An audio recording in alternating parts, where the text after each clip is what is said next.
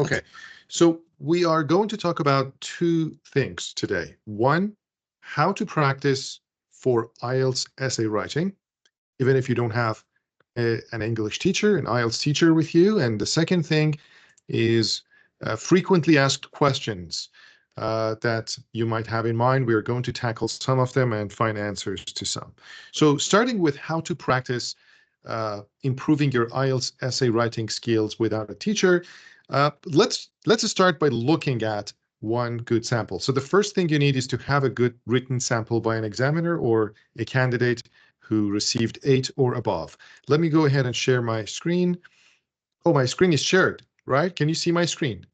Okay, I thought it is not sharing. Yes. No, it's shared. It's shared. Okay. So here is one sample. You should spend about 40 minutes on this task. There's the question. In many countries, people are choosing to leave alone more frequently than in the past. And then there are two questions related to that topic. What are the reasons for this trend? And is it a positive or negative development? Give reasons for your answer and include any relevant examples from your own knowledge or experience. And we know that we should write at least 250 words for that. So here is a sample question that we have, and we are going to use this to practice writing. And remember that one requirement here is that you should also have a good response to this sample. So down here, if I scroll down, you will see there is a written response at a level of 8 or 9. So there are 4 steps that you should follow for this particular exercise. Step 1 is you read this question that we just read together, and you give yourself about 5 minutes and try to plan your writing. And by planning your writing, what we mean is think about what you are going to write in your introduction. Think about what you're going to write in your body paragraphs, how many body paragraphs you're going to have, what ideas you have. You can take some notes, and how you're going to finish your writing by your conclusion. After you spend about 5 minutes thinking about what you are going to write, how you're going to sequence your ideas, how they're related to each other, and how you're going to support your ideas, then you can go to step 2, which is read the sample, read the good sample. And when you are reading the good sample, you don't want to focus on the new words or grammar, learn the language. So the purpose of reading this sample is to realize how the writer of this sample thought about these questions or the topic questions and how they went about answering the question. So for example, here you can see that the introduction is basically introducing the topic and mentioning the 2 questions here. Then this first body paragraph starts with one major reason for the rise in solo living is whatever. And then you see another contributing factor. So this is the second body paragraph, basically thinking about the second factor why this is happening. And finally, there is a third body paragraph that is talking about the disadvantages, the problem. So while this trend has its advantages, such as blah, blah, blah, the main problem is going to be whatever you read in the last paragraph. So remember that the questions were, what are the reasons for this trend? And the writer spent 2 body paragraphs talking about 2 reasons for this trend.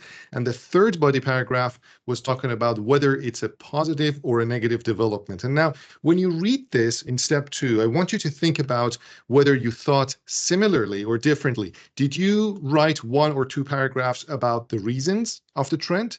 Did you think about the reasons of the trend for at least 1 body paragraph? And did you write another body paragraph to answer the second question, is it a positive or negative development? So that's the purpose of step 2. Read the good sample and try to compare what you had in mind with what you see on the paper in front of you.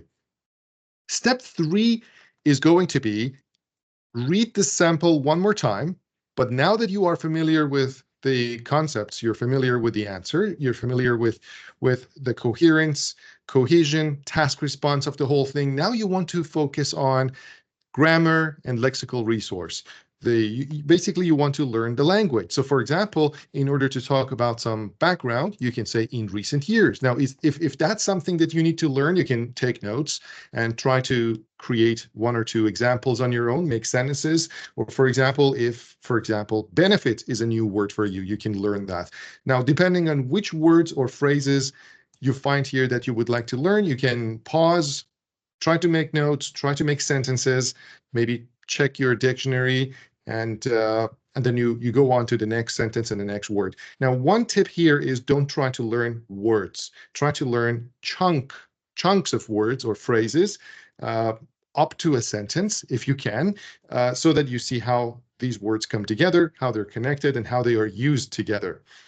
So that's a step 3. This is going to be the longest step. It is going to take a lot of time to go sentence by sentence, paragraph by paragraph, trying to learn new language, basically. So let's review. Step 1 was just read the question, try to plan 5 minutes. Think about how you would write this essay, this sample. Step 2 is you read the good sample written by an examiner or somebody who got 8 or 9, and then you only read it in order to find out how they thought about the question, how they planned, and how they are developing their arguments. Step 3 is reading the sample one more time, but this time you already know the ideas. You just want to focus on the language, learn the grammar, the vocabulary, everything that's new for you that, well, you don't need to basically learn everything that's new. You can just focus on some of them that you find more interesting. After these 3 steps are done, the last step is you completely remove this essay sample from your site, your table, or even your house, and then try to produce something similar to the one that you just read. So the one that got an 8 or a 9. That's it. So that's one 4-step exercise that students can use to improve the writing. And the more you do this with more variety of questions you do this, the better you're going to be at writing, even if there's nobody to give you feedback. By seeing good examples, focusing on these issues, and then trying to replicate what the writer of the good sample has done, you can improve your writing. So that's one technique. Is there anything you want to add to this? It's a very good technique, actually, and it's very good. No, not something to add per se, but just something to point out is that I myself, and I want to do this, I also take some time to pay attention to the question type too. You know, I pay attention that, okay, if this is the discussion type, for example, how can I manage the paragraphs? In what ways? For example, the first one can be started with on the one hand, the second one by on the other hand, or how can the introduction be started? For example, why some people think that, the others, including myself, think like that. You know, some technical things like that. You mentioned the chunks, okay, the phrases, things like that. I also try to learn some things like these too, that if it's problem solution, if it's advantages, disadvantages, what kind of, you know, strategies actually I can have to start the introduction or to conclude the body paragraph, something like that. This also has helped me a lot. You know, I don't need to think that much then when it's in the exam time. Okay, great. Now, some frequently asked questions. One question that sometimes comes up is, can I write only one body paragraph for an essay? What do you think? Yes, I have read it that we can, but it's risky, I suppose. Yeah. We can risk the task, the cohesion and coherence. We can answer the question, but it's risky. So technically, yes. Sometimes it depends on the question and the question type, because, for example, in this particular question, there are 2 questions involved. What are the reasons for this trend, and is it a positive or a negative development? Now, because there are 2 separate questions, it's a really good idea to separate them in 2 different paragraphs, at least 2 paragraphs.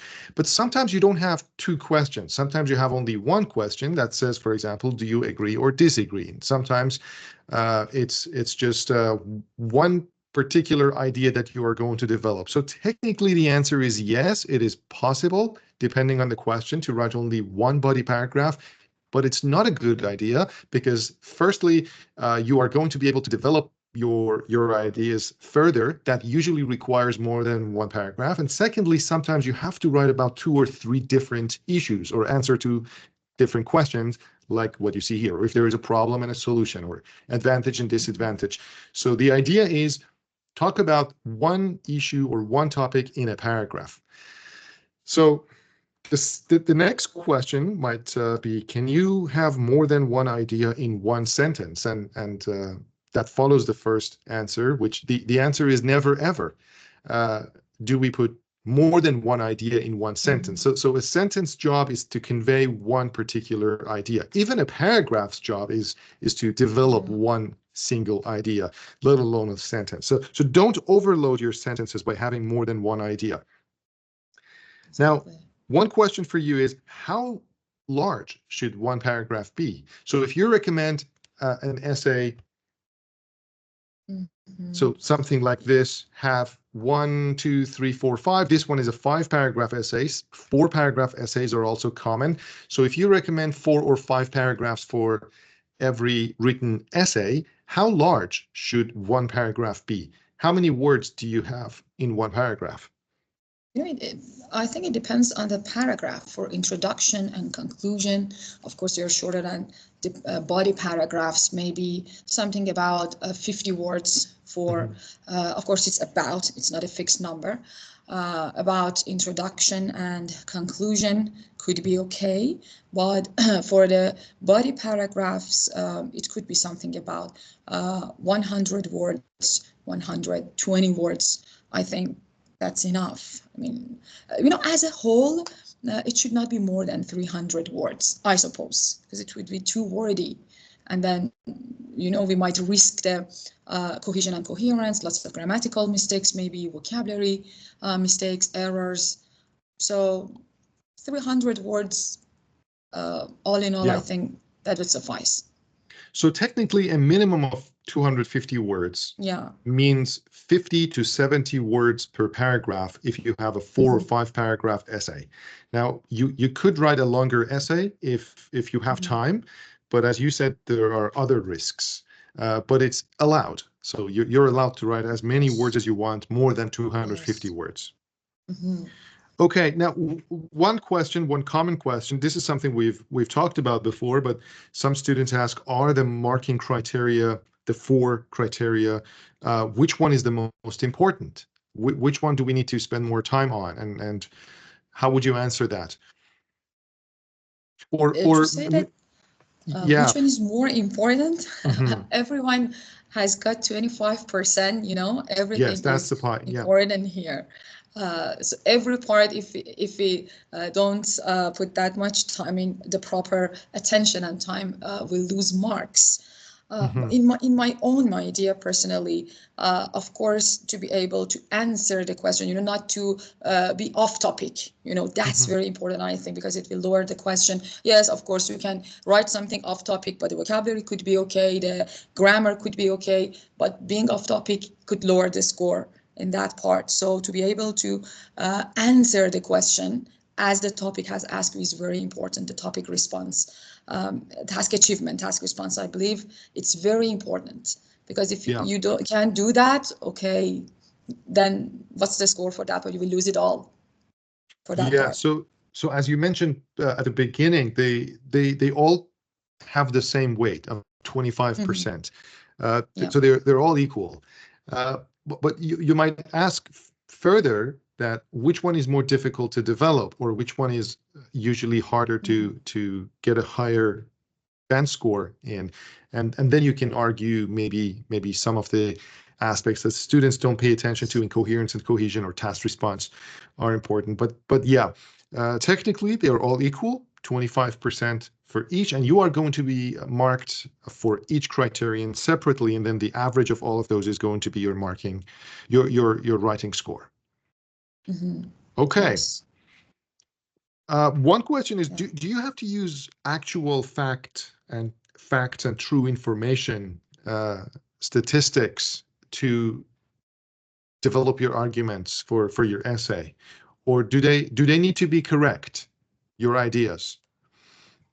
No, they don't need to be correct. We can use correct information, but they don't need to be correct. They don't have to. No. So you're not going to be marked based on the accuracy of the data. You will be marked based on how well you can develop your ideas and how relevant the development is to your main idea. So, and there is no right or wrong answer. So if they ask you whether you agree or disagree, you're not going to lose marks if you agree or you disagree. It doesn't matter. what your answer is. So for example, in this part, what are the reasons for this trend? It doesn't matter what reason you mention for this trend, as long as you can develop the reason. And is it a positive or a negative development? If you think it's positive, or if you think it's negative, doesn't matter. That's completely up to you. So let's see if there's any other questions that you have been asked by students about essay writing before? Sometimes yes, the students think that, okay, because it's not like listening, maybe what happens to the spelling Yeah. parts. So does it just lower the score if they have some spelling mistakes? That of course, spelling can lower their scores depending on what kind of mistake actually they make. If it's a major one, it's a minor one, but they should be careful about their mistakes too. Yes, of course. And spelling is part of lexical resource. So if you have spelling issues, you are basically reducing your lexical resource part. That's about the vocabulary. Like punctuation is for grammar, spelling is for that. And some people might ask, is my handwriting important? And what's the answer for that? It is important. Come on, it is important. Okay, as long as it can be, read. Sometimes you cannot read. Oh, come on, when I cannot read, how can I score that? So we can say it is not important as long as it is legible enough for the examiner to read. If it's legible, it doesn't matter whether it's beautiful or not beautiful or whatever. So it just needs to be legible. Somebody needs to be able to read what you have written. So that's the importance of it. And now we have the computer version of the test where you can type. And some students ask, is the computer version any different? And the answer is no, they are the same format. You just type instead of write on a piece of paper. Do you have anything you want to add about the computer version?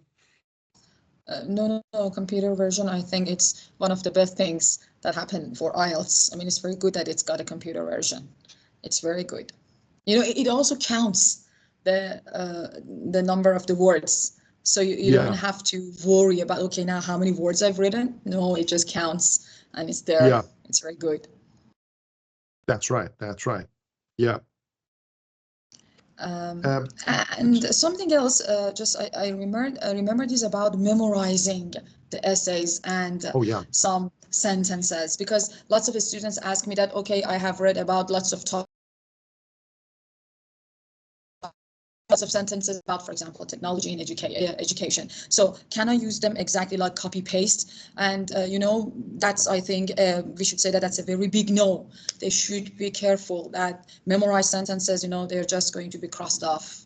So they will lose lots of sentences for that. I mean, they will just cross it off, and so nothing to a score, So that's very bad. They shouldn't do that. Correct. Okay, awesome. If you have any more questions, you can ask us later, and we will make more videos answering those questions, right? Right. And by you, I mean the audience, not you. Of course, if you have any more questions, you can ask me too, but I'm sure they're not going to be about IELTS essay writing. All right. So that's it for today. Yes. Good.